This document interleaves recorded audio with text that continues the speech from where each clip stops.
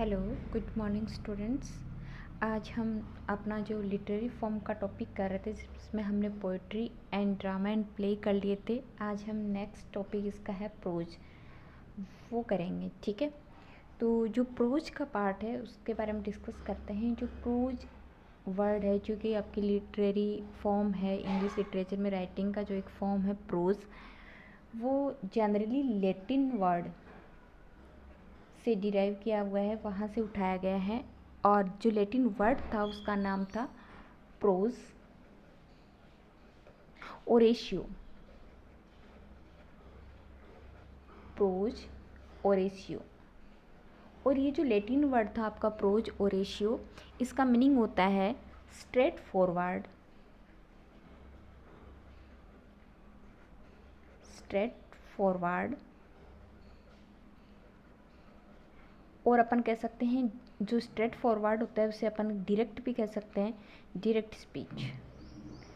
जो straight forward या direct speech होता है उसी को हम क्या कहते हैं, प्रोज कहते हैं। अब डायरेक्ट स्ट्रेट फॉरवर्ड और डायरेक्ट स्पीच का मीनिंग क्या है?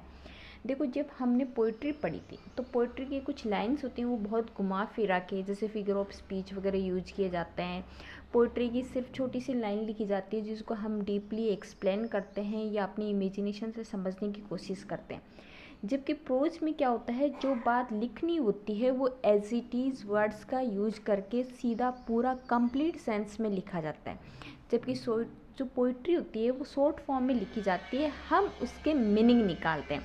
तो ये जो भी रहता है आपका वर्क, राइटिंग वर्क रहता है, ये आपका स्ट्रेट फॉरवर्ड या डायरेक्ट स्पीच रहता है। ठीक है, इसके बारे में अपन अदर वर्ड में ये कह सकते हैं कि इसमें जो आपका स्पीकिंग का या जो राइटिंग का फ्लो होता है वो नेचुरल फ्लो रहता है। नेचुरल फ्लो कैसे? जैसे आपने पोइट्री पढ़ी है तो पोइट्री को बहुत घुमा फिरा के उसी बात को लिखा जाता है, इसमें मीटर वगैरह, स्टेंजा वगैरह, इन सारी चीज़ों का यूज करके, ठीक है, रिदम वगैरह इनका यूज़ किया जाता है। लेकिन यहाँ प्रोज में इन सब की ज़रूरत नहीं रहती है। जो भी बोला या लिखा जाता है वो नेचुरल फ्लो में लिखा जाता है। ठीक है, वो आपका स्पीच वे में हो सकता है, ये रिटन फॉर्म में हो सकता है। हालांकि इसका ग्रामेटिकली करेक्ट होना ज़रूरी है। ठीक है, तो अपन ये कह सकते हैं ग्रामेटिकली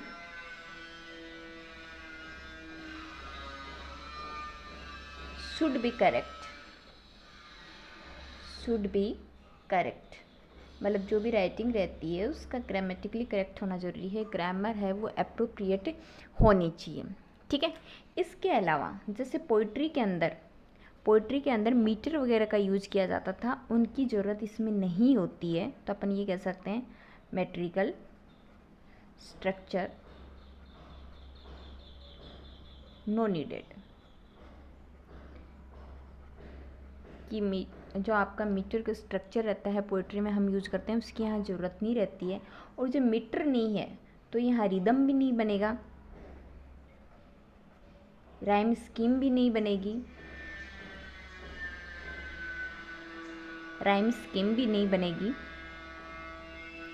ठीक है, और जैसे कि कोई स्टेंजा वगैरह के अकॉर्डिंग अपन ये कह सकते हैं कोई पर्टिकुलर स्ट्रक्चर नहीं बनेगा, पर्टिकुलर स्ट्रक्चर है वो फॉलो नहीं होगा। मैंने क्रॉस से ये कहा है कि इनको फॉलो करने की ज़रूरत नहीं है। कैसे नहीं है? जैसे कि आप शेक्सपियरियन सोनेट वगैरह लिख रहे हैं या ए, एक फिक्स पैटर्न होता है उसके अकॉर्डिंग चलते हैं। लेकिन इसमें उस फिक्स पैटर्न को आपको फॉलो करने की ज़रूरत नहीं है। जो आपका सब्जेक्ट मैटर होता है, जो सब्जेक्ट मैटर होता है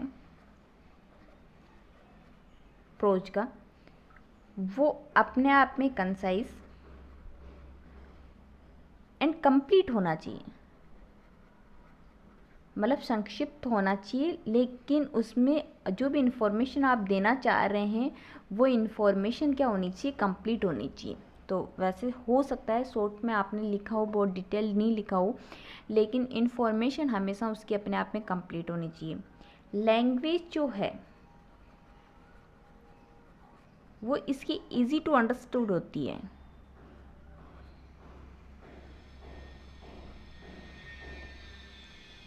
ये मैंने इसलिए लिखा है क्योंकि जब पोइट्री लिखते हैं तो उसमें बहुत घुमा फिरा के लिखा जाता है, तो उसकी लैंग्वेज इतनी ईजी नहीं रहती है समझने के लिए।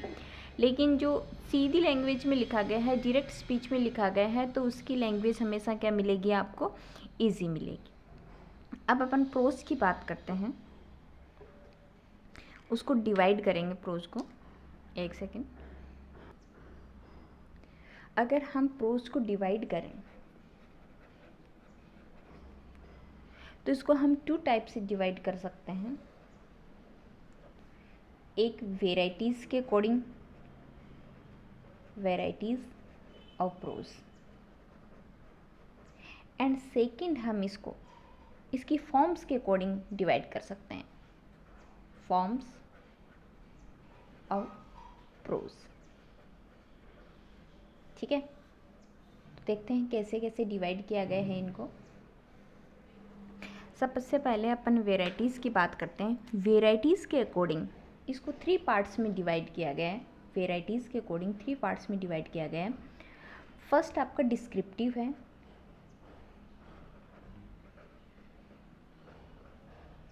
फर्स्ट पार्ट डिस्क्रिप्टिव है। इसी का सेकंड पार्ट नैरेटिव है,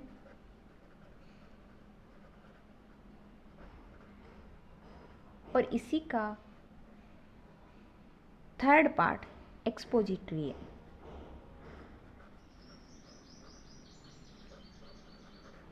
तो ये तो अपन वैरायटी के अकॉर्डिंग, अलग अलग इनकी 3 वैरायटी हैं। फर्स्ट डिस्क्रिप्टिव है, सेकंड नैरेटिव है, थर्ड एक्सपोजिटरी है। इसके अकॉर्डिंग क्यों डिवाइड किया गया है, तो सबसे पहले इसकी बात करते हैं। जो डिस्क्रिप्टिव रहता है उसमें जो राइटर रहता है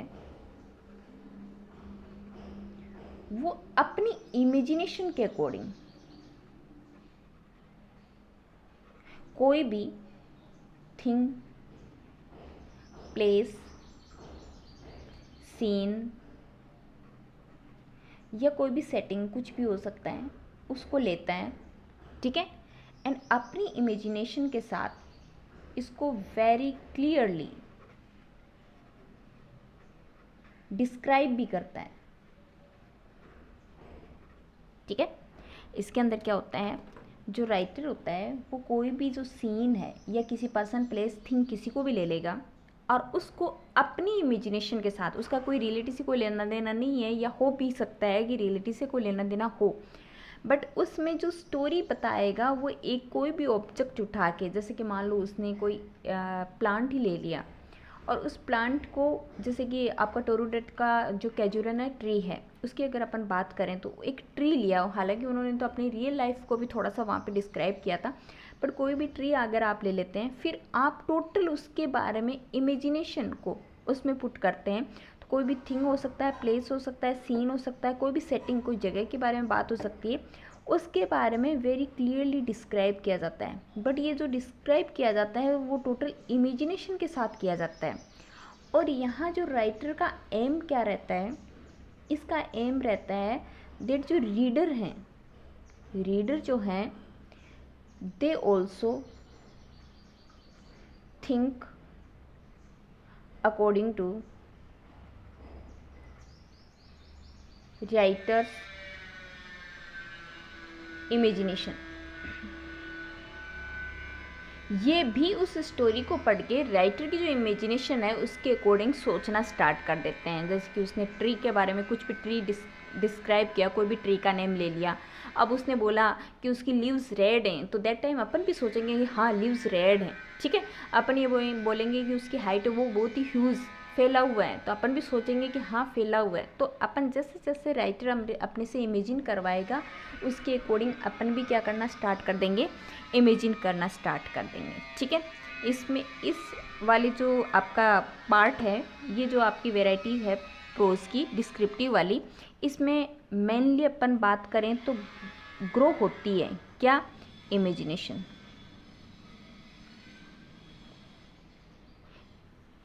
इसको जैसे जैसे हम आगे पढ़ते जाते हैं अपनी इमेजिनेशन क्या होती रहती है, ग्रो होती जाती है, राइटर की भी और रीडर्स की भी। फिर अपन सेकंड पार्ट की बात करते हैं वैरायटीज में, नैरेटिव की। नैरेटिव में जो राइटर रहता है वो बात करता है किसी इवेंट के बारे में जो उसकी लाइफ में हैपन होता है या कुछ हुआ है, ठीक है, उसके बारे में। मतलब किसके बारे में बात करेगा? व्हाट हैपन, जो घटित हो रहा है, व्हाट हैपन,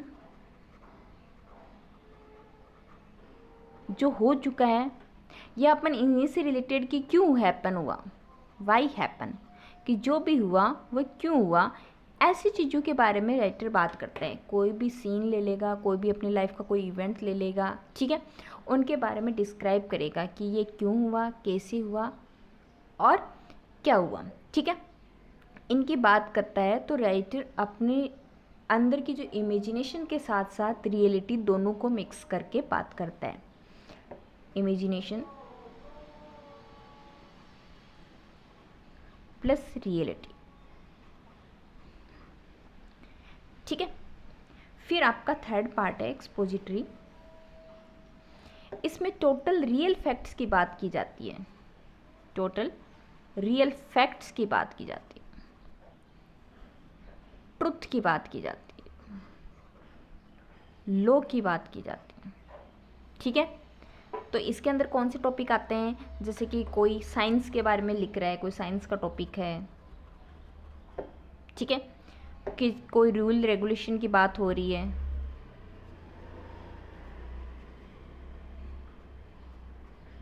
किन्हीं लॉ की बात कर रहे हैं, ठीक है, जो फैक्ट सच हैं, तथ्य हैं, उन्हीं के बारे में रीजंस की बात की जा रही है, तर्क वितर्क की, ठीक है। तो ऐसे जो भी आपके प्रोज के पार्ट रहते हैं उनमें किसकी बात की जाती है? जो रियल फैक्ट है। अब जैसे नैरेटिव में बात करेंगे तो नैरेटिव में स्टोरी भी आ जाएगी, नोवेल भी आ जाएगा, ये आपके नैरेटिव में इनकी फॉर्म यहाँ आएंगी सारी की सारी, कि इसमें कौन कौन से किस किस टाइप की राइटिंग होती है। बस एक बार तो अपने डिस्क्राइब किया है कि वेराइटी के अकॉर्डिंग इसमें टोटल इमेजिनेशन चलती है, इसमें दोनों चलेंगी, इसमें रियल फैक्ट चलेंगे, जो सच है वही चलेगा। अब अपन फॉर्म्स की बात करते हैं, तो फॉर्म्स की अपन नेक्स्ट पेज में बात करते हैं, ये वाले टॉपिक।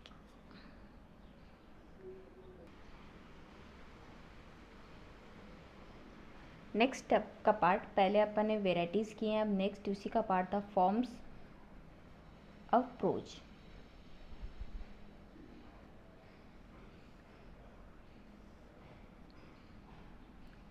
जो प्रोज की फॉर्म है उनको भी टू पार्ट्स में डिवाइड कर दिया गया है, फिक्शनल और non fictional. Non fictional,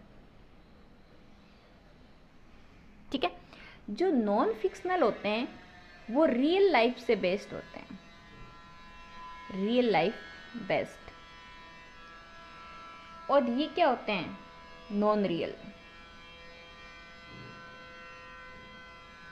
non real या फिर रियल और नॉन रियल का कुछ मिक्सचर होता है, वो भी इसके अंदर आ सकते हैं, बट ये रियल लाइफ से बेस्ट रहते हैं, ठीक है। जैसे अपन बात करें फिक्शनल की, तो इसके अंदर अपन बात कर सकते हैं आपकी स्टोरी है, जैसे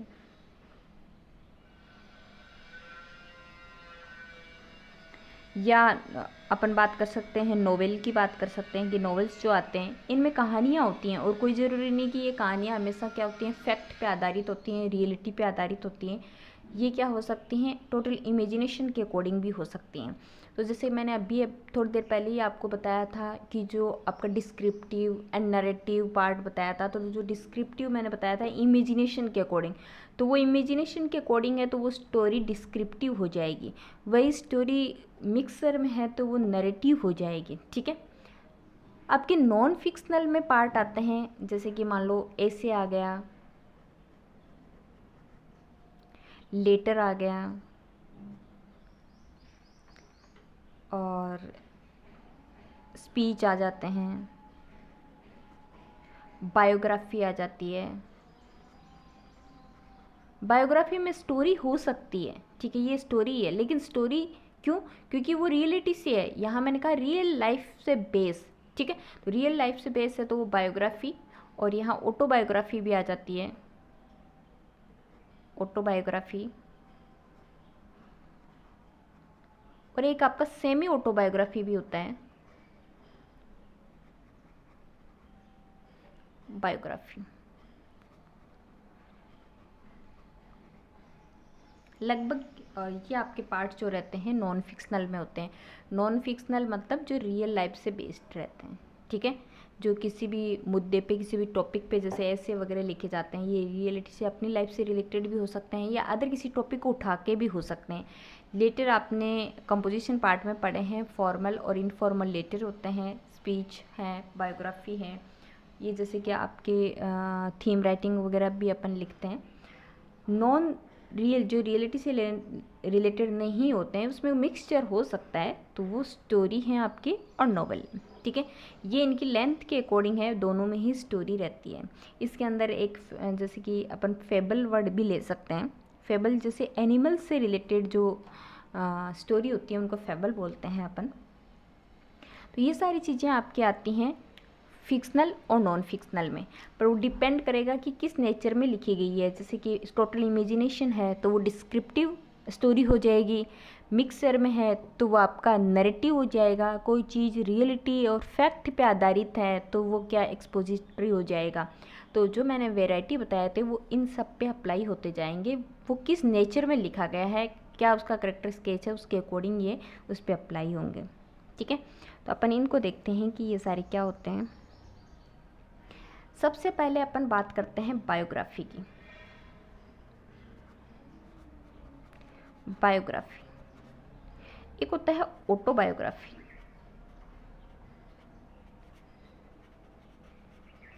और एक होता है सेमी ऑटोबायोग्राफी।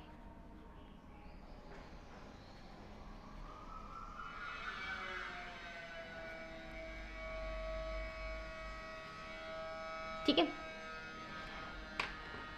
इन तीनों में ही लाइफ रिलेटेड स्टोरी रहती है। इसमें भी सेम ही है, लाइफ रिलेटेड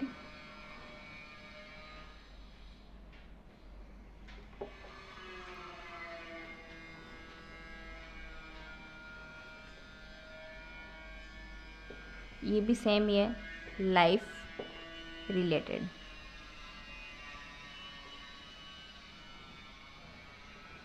ठीक है, अब डिफरेंस क्या है। जो बायोग्राफी है वो अदर पर्सन की लाइफ रिलेटेड स्टोरी लिखी जाती है। अदर पर्सन मतलब जो राइटर होता है उसको छोड़ के किसी अन्य पर्सन की। ऑटोबायोग्राफी क्या होती है, सेल्फ, खुद के बारे में होती है। और सेमी ऑटोबायोग्राफी क्या होती है, सेल्फ प्लस अदर। इनका लगभग जो मिक्सचर होता है, मतलब कुछ हद तक खुद को शामिल करना और टोटल इमेजिनेशन भी होती हैं और थोड़ा बहुत रियल लाइफ दूसरों का भी मिक्स रहता है, इसे सेमी ऑटोबायोग्राफी कहते हैं।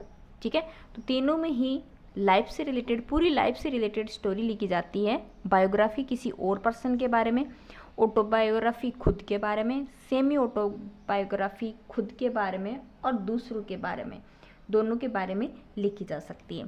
तो लाइफ से रिलेटेड जो भी आपकी जो हिस्ट्री रहती है, पूरा इतिहास होता है, पूरी जीवनी होती है आपकी, पूरा का पूरा इसके अंदर क्या किया जाता है, डिस्क्राइब किया जाता है। ये है आपकी बायोग्राफी, ऑटोबायोग्राफी और सेमी ऑटोबायोग्राफी। नेक्स्ट देखिए,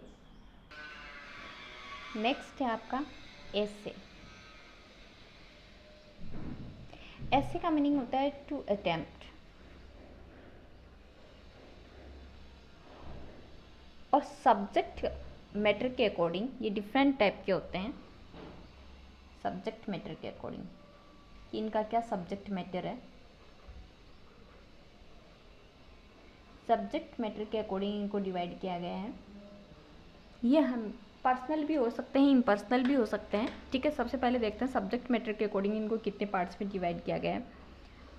फर्स्ट है डिस्क्रिप्टिव।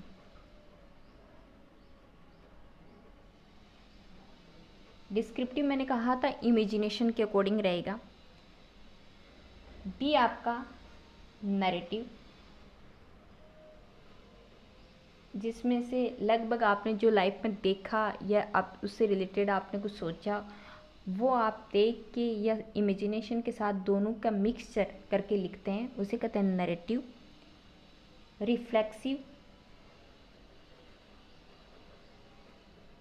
रिफ्लेक्टिव कह सकते हैं अपन। रिफ्लेक्टिव मतलब कोई चीज़ किसी से रिलेटेड अगेन आप एज ए मिरर, मतलब उसी चीज़ को आप रिफ्लेक्ट करना चाहते हैं, तो वो रिफ्लेक्टिव हो गया।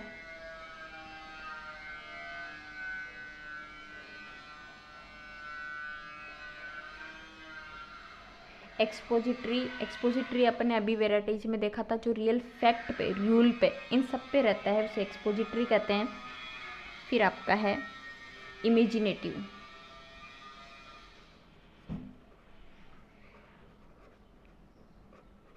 इमेजिनेटिव और डिस्क्रिप्टिव दोनों लगभग सेम है, मतलब इमेजिनेटिव को अलग से इसलिए लिखा है जिसके बारे में आपने कुछ भी नहीं देखा, कभी कुछ फील ही नहीं किया, उसको इमेजिन करके लिखना इमेजिनेटिव हो गया। लेकिन आपको कोई सब्जेक्ट मैटर या कुछ आपने कुछ देखा है, ऑब्जर्व किया है और उसको बहुत ज़्यादा आपने इमेजिन करके अपनी इमेजिनेशन से, क्रिएटिविटी से लिखा, वो आपका चला जाएगा डिस्क्रिप्टिव के अंदर। अब जो आपके एस्से हैं उनको पर्सनल ऐसे और इम्पर्सनल ऐसे दो पार्ट में डिवाइड अपन कर सकते हैं। इम्पर्सनल,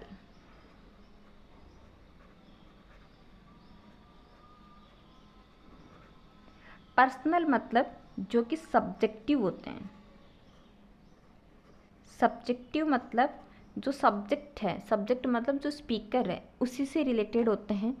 और इम्पर्सनल मतलब जो स्पीकर है उसके अलावा किसी और से रिलेटेड, मतलब कोई और ऑब्जेक्ट उठा के उसके बारे में आप बात करते हैं, तो इन्हें अपन क्या कह सकते हैं, ऑब्जेक्टिव कह सकते हैं। तो सब्जेक्टिव और ऑब्जेक्टिव, कोई भी ऐसे आपने अपनी रियल लाइफ से या अपने से रिलेटेड या अपने को इंक्लूड करते हुए लिखा है, वो सब्जेक्टिव या पर्सनल ऐसे कहलाएगा।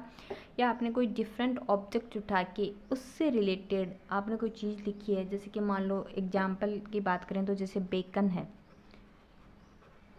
बेकन का ऐसे है अब स्टडीज़।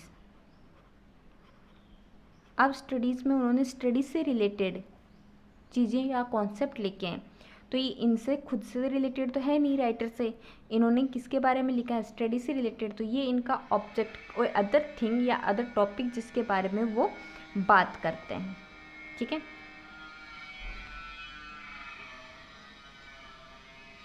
फिर नेक्स्ट देखिए,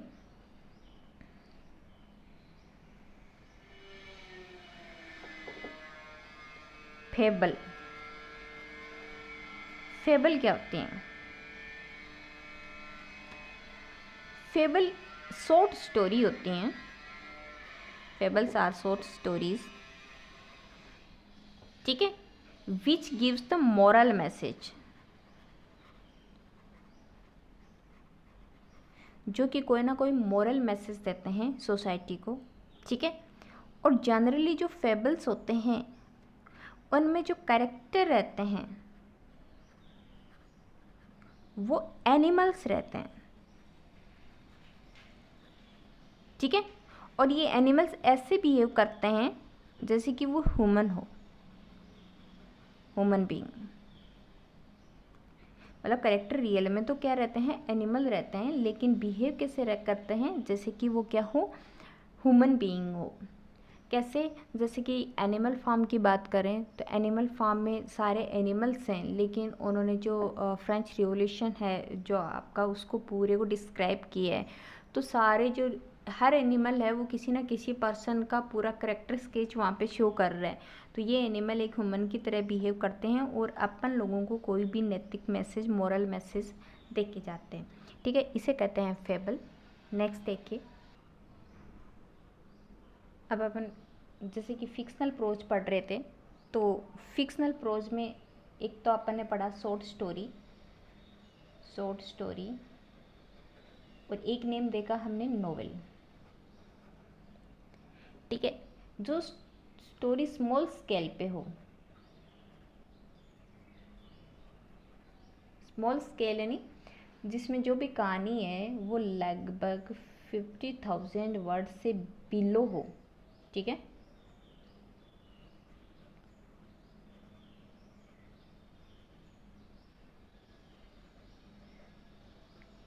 तो वो स्टोरी में जाएगी।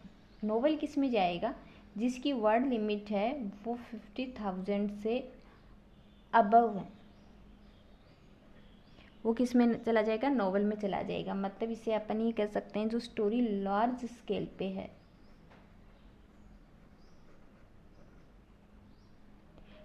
ठीक है, दोनों में ही, चाहे स्टोरी हो चाहे आपका नोवेल हो, दोनों में ही जो राइटिंग रहती है वो इमेजिनरी रहती है।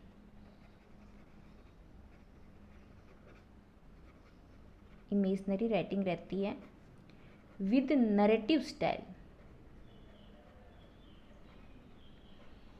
नरेटिव स्टाइल मतलब मैंने बताया था नरेटिव स्टाइल कौन सी होती है? जिसमें इमेजिनेशन और रियलिटी का जो मिक्सचर होता है वो आपका नरेटिव स्टाइल रहता है। ठीक है, तो अपन शॉर्ट स्टोरी के डिफरेंट टाइप नहीं है, अपन नॉवेल्स की बात करेंगे। नॉवेल्स के टाइप, नॉवेल्स के टाइप में फर्स्ट आता है एपिस्टलरी।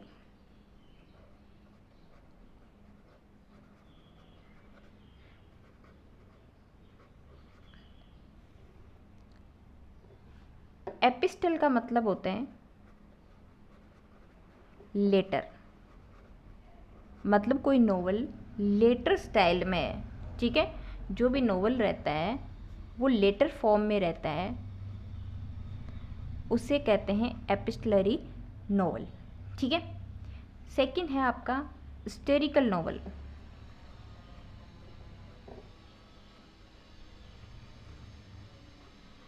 हिस्टोरिकल नोवेल, हिस्टोरिकल नोवेल किसी हिस्टोरिकल इवेंट से रिलेटेड होते हैं। किसी भी हिस्टोरिकल इवेंट जो कि ऐतिहासिक कथा है उससे रिलेटेड रहते हैं, उनको कहते हैं आप हिस्टोरिकल नॉवेल्स। फिर नेक्स्ट है आपका रीजनल नॉवेल।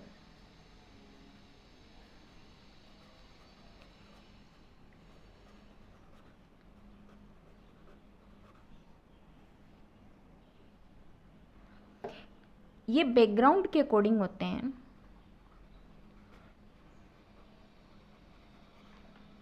मतलब जो सेटिंग यूज़ की जाती है, जो जगह यूज़ की जाती है, जो लोकल यूज़ किया जाता है, लोकल यानी जो परिवेश यूज़ किया जाता है। ठीक है, ये जो भी नोवेल होते हैं ये बेस्ट रहते हैं बैकग्राउंड की सेटिंग के या लोकल के। ठीक है, इसमें जो भी एरिया है, जो भी क्षेत्र है, उससे रिलेटेड पूरी इंफॉर्मेशन अपने को दी जाती है। नेक्स्ट है आपका फोर्थ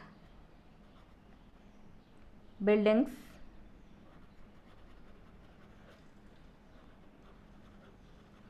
रोमन नॉवल। ठीक है, ये राइटर के डेवलपमेंट को शो करता है, शो द डेवलपमेंट ऑफ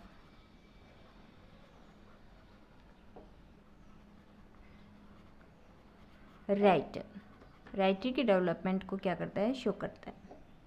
ठीक है, नेक्स्ट देखिए, नेक्स्ट है आपका Gothic novel. Gothic novel, Gothic novel वो होते हैं जिनकी बहुत ही डार्क एंड ग्लूमी सेटिंग होती है। मतलब पूरा होल इन्वायरमेंट, पूरा स्टोरी का कैसा रहता है? डार्कनेस, जिसमें होपलेसनेस वगैरह रहती है, बहुत ही मेलेंकली सैड मूड रहता है, उन्हें कहते हैं गोथिक नॉवल। ठीक है, फिर नेक्स्ट है आपका पिकारेस्क नॉवल।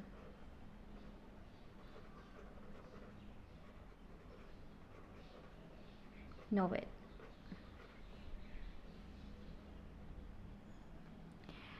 एडवेंचर से रिलेटेड रहते हैं। किसी भी पर्सन के एडवेंचर्स को शो किया जाता है, उसकी स्टोरी बताई जाती है, तो ये आपके कहलाते हैं पिकारेस्क नॉवल। ठीक है, तो ये आपके नॉवल के पार्ट थे जिसमें हमने प्रोज का